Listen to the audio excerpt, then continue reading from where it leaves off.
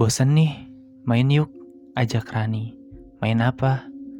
Pancasila ada 5, dasar pakai lempiran.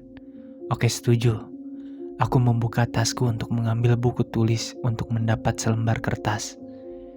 Tapi bukannya mendapat selembar kertas, aku malah mendapatkan benda yang kucari selama ini. Ini kan, tanyaku sembari menatap buku bahasa Indonesiaku, yang kini ada di dalam tasku. Tapi kenapa bisa ada di sini? Bukankah aku belum bisa menemukan buku ini? Pasti ini hanya kebetulan saja. Setiap hari aku terus menulis semua masalah yang aku alami dalam buku ini.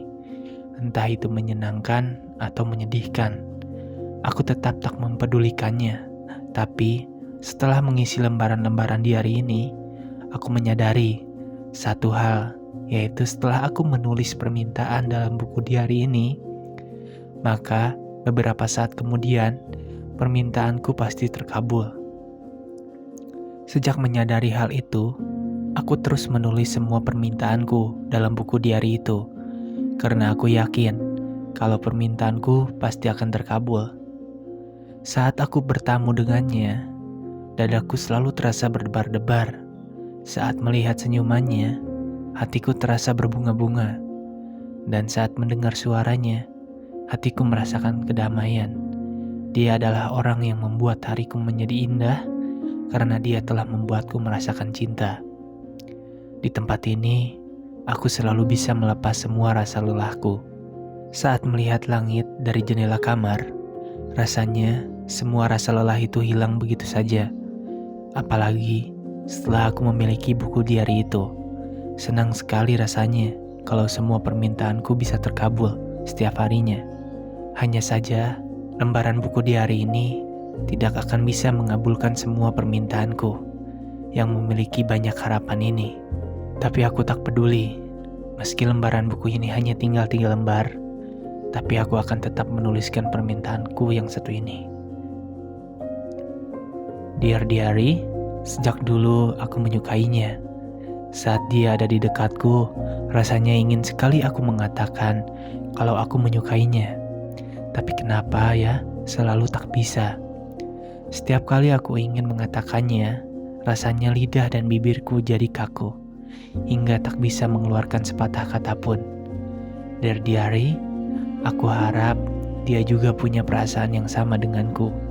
Jika itu benar, aku ingin sekali dia mengungkapkan perasaannya padaku. Dan saat dia mengatakannya, aku harap aku juga bisa mengatakan kalau aku juga menyukainya. Semoga harapanku yang satu ini bisa terkabul, seperti harapanku sebelumnya. Tapi kenapa aku merasa tidak yakin? Padahal setiap menulis harapan yang lain, aku selalu yakin kalau harapanku itu akan terkabul. Kenapa sekarang tidak? Apa karena aku terlalu gugup? Keesokan harinya, harapanku terkabul lagi. Saat pulang sekolah, tiba-tiba Alek menghentikanku. Sebelum aku keluar dari kelas, awalnya dia menatapku penuh keraguan. Lalu tiba-tiba ia mengatakan kalau dia menyukaiku. Aku sungguh merasa senang. Tanpa ragu aku menjawab kalau aku juga menyukainya. Tapi tak seperti biasanya, hari ini aku bisa mengatakan hal itu dengan sangat mudah. Kini, aku merasa ini adalah hari terindah dalam hidupku. Ini semua berkat buku di hari itu. Aku jadi merasa menjadi orang yang paling beruntung karena pernah memiliki buku di hari itu. Dengan langkah yang terasa ringan, aku melangkahkan kaki menuju rumah. Itu semua terjadi setelah Alek menyatakan perasaannya padaku. Tak seperti biasanya. Hari ini rumah kelihatan sepi sekali. Padahal biasanya ada ibu yang selalu bersantai sambil menonton TV di ruang tamu. Tapi kenapa hari ini sepi sekali ya? Aku terus menunggu di rumah.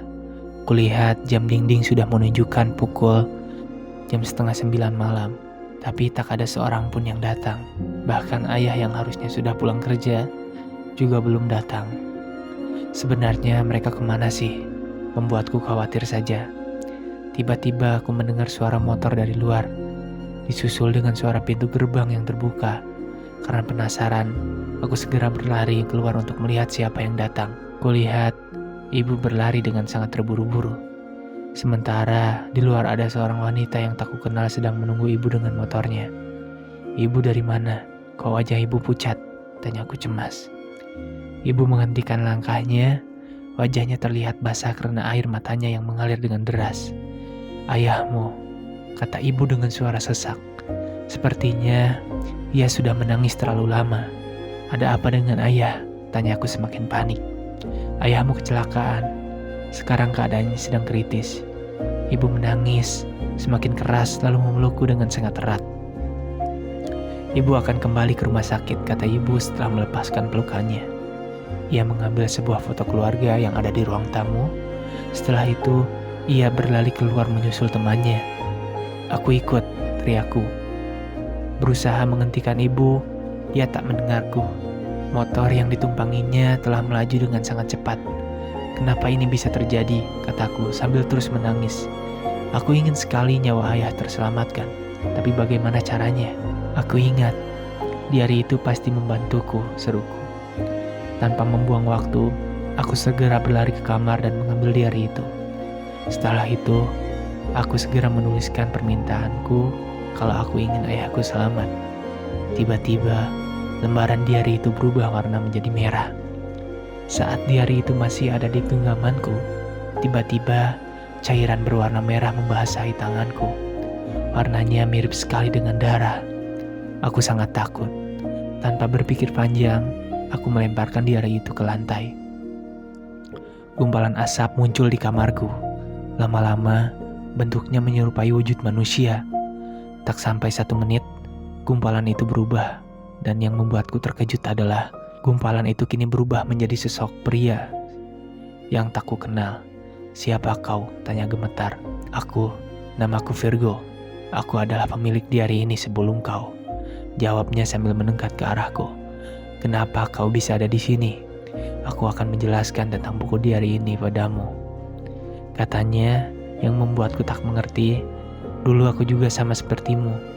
Karena diari ini bisa mengabulkan semua permintaanku, aku terus menggunakannya sampai lembar terakhir. Saat aku menulis di lembar terakhir, itulah aku mengerti kalau diari ini bukanlah diari yang hanya bisa mengabulkan permintaan pemiliknya, tapi diari ini juga memiliki kutukan. Jelasnya panjang lebar. Kutukan aku belum mengerti. Dan mungkin segitu cerita dari diari terkutuk.